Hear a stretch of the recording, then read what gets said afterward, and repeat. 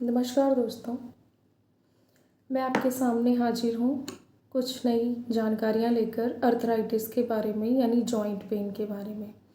अब joint pain हमारे घरों में, सभी के घरों में, बूढ़े हैं, बुज़ुर्ग हैं और यंगस्टर्स को भी है ये प्रॉब्लम।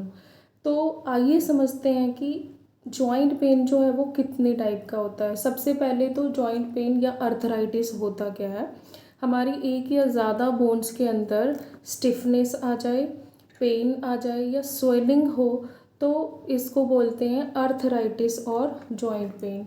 अब अर्थराइटिस के भी कई सारे टाइप्स होते हैं, तो let's discuss one by one, एक एक करके हम सारे अर्थराइटिस को समझते हैं। यहाँ पर सबसे पहले है osteo arthritis. Osteo means bone, यानी बोन्स के अंदर पेन। तो यहाँ पे एक हमारी दो बोन्स को जॉइन करने के लिए एक सब्सटेंस होता है, उसे बोलते हैं कार्टिलेज। अब ये जो कार्टिलेज के अंदर अगर डैमेज आ जाए या वियर एंड टीयर आ जाए, ठीक है, अगर दो बोन्स को जॉइन करने वाला ये सब्सटेंस जो है ये डैमेज हो जाए तो जिस टाइप का अर्थराइटिस कॉज होता है उसे बोलते हैं ऑस्टियो अर्थराइटिस। अब ये एज के साथ भी कॉमन है, कार्टिलेज जो है वो डैमेज एज के साथ भी होता है। तो एज के साथ ये जो ऑस्टियो अर्थराइटिस है यानी बोन्स के अंदर पेन है, ये कॉमन समस्या है। नेक्स्ट है र्यूमेटॉइड अर्थराइटिस। अब जो र्यूमेटॉइड अर्थराइटिस है ये एक ऑटो इम्यून डिजीज़ है, यानी यहाँ पर हमारा इम्यून सिस्टम है ना, इम्यून सिस्टम क्या है, रोग प्रतिरोधक क्षमता। हमारा जो इम्यून सिस्टम है वो बॉडी के हेल्दी जॉइंट्स के ऊपर अटैक करना शुरू कर देता है, यानी हमारा खुद का अपना इम्यून सिस्टम हमारे हेल्दी जॉइंट के टिश्यूज़ के ऊपर अटैक करना शुरू कर देगा। तो यहाँ पे क्या करेगा, स्वेलिंग कॉज करेगा, इन्फ्लामेशन कॉज करेगा एंड जॉइंट पेन कॉज करेगा, ठीक है, इसे बोलते हैं र्यूमेटॉइड अर्थराइटिस। तीसरा है गॉट। अब ये जो गॉट और गॉटी अर्थराइटिस, जिसे गठिया भी बोलते हैं, तो यहाँ पे क्या होता है कि जॉइंट्स में यूरिक एसिड के क्रिस्टल्स बन जाएंगे, यानी अगर आपकी बॉडी में यूरिक एसिड का कंसंट्रेशन ज़्यादा हो रहा है तो वो क्रिस्टल की फॉर्म में आपके जोड़ों में इकट्ठा हो जाता है, एक्यूमुलेट हो जाता है एंड शार्प पेन कॉज करेगा प्लस इन्फ्लामेशन कॉज करेगा। तो ये समस्या कई यंगस्टर्स के अंदर भी होती है जहाँ पर यूरिक एसिड का कंसंट्रेशन ज़्यादा होता है, तो उस केस में यूरिक एसिड प्रोवाइड करने वाले फूड के कंजम्पशन को रिड्यूस करते हैं। एंड नेक्स्ट है जुवेनाइल अर्थराइटिस। तो ये जो अर्थराइटिस है ये बच्चों में होने वाली अर्थराइटिस है जिनकी एज 16 साल से कम उम्र की होती है, तो बेसिकली इसे बोलेंगे जुवेनाइल अर्थराइटिस।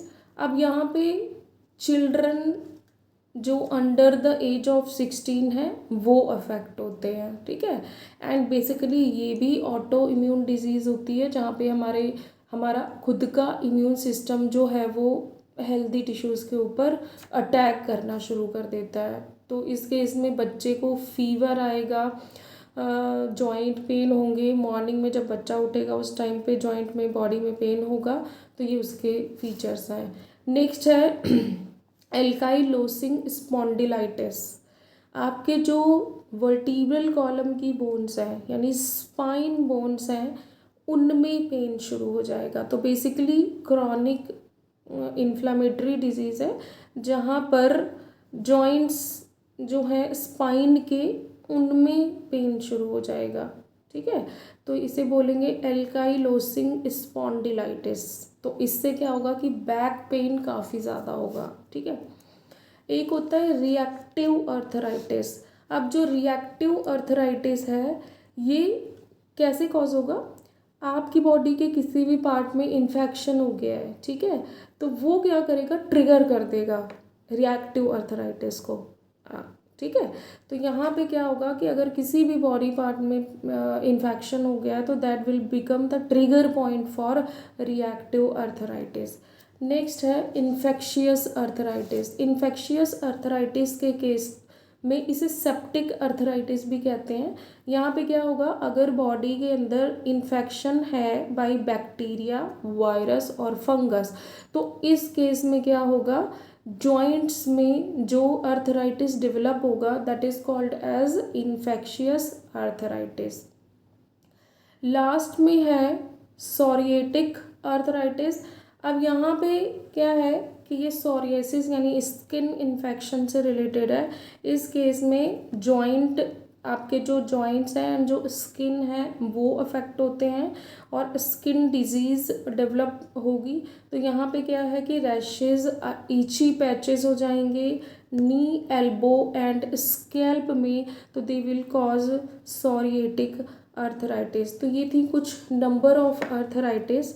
तो कुछ थोड़ी बहुत प्रिकॉशंस करके हम इन चीज़ों से, इन अर्थराइटिस से बच सकते हैं। हाँ, लेकिन जो एज के साथ अर्थराइटिस होने वाली है, लाइक आपके रूमेटॉइड अर्थराइटिस या ऑस्टियो अर्थराइटिस, उस केस में क्या होता है कि जो धीरे धीरे जैसे जैसे एज बढ़ती है तो अर्थराइटिस होती है ना। तो उससे तो थोड़ी बहुत एक्सरसाइज करके, वॉकिंग करके उससे थोड़ा बहुत पेन को रिलीव कर सकते हैं, या फिर फिजियोथेरेपी वगैरह करवा के इन अर्थराइटिस से थोड़ा बहुत पेन से छुटकारा मिल सकता है।